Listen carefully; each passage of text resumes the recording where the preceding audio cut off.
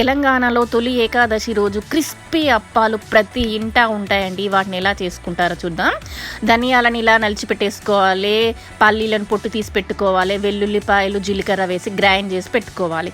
వేడి వేడి నీళ్లు మరుగుతూ ఉండాలి, అందులో నూనె వేసి మరగనివ్వండి. ఆలోపు ఒక పెద్ద గిన్నె తీసుకొని పొడి పిండిని వేసుకొని రుచికి సరిపడినంత ఉప్పు, కారం, నలిచి పెట్టుకున్న ధనియాలు, పొట్టు తీసి పెట్టుకున్న పల్లీలు, శుభ్రం చేసి పెట్టుకున్న నువ్వులు, శుభ్రంగా కడిగి పెట్టుకున్న కరివేపాకు, అలాగే జీలకర్ర, వెల్లుల్లి వేసి మొత్తంగా పొడి పిండికి బాగా పట్టించండి.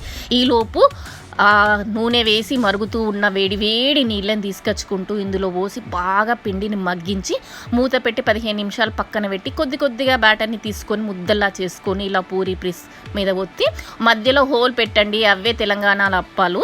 వేడి వేడి ఆయిల్లో ఇలా డీప్ ఫ్రై చేసి క్రిస్పీగా అయ్యే వరకు వేయండి. సూపర్గా పలపల్లాడుతూ వస్తాయి. లైక్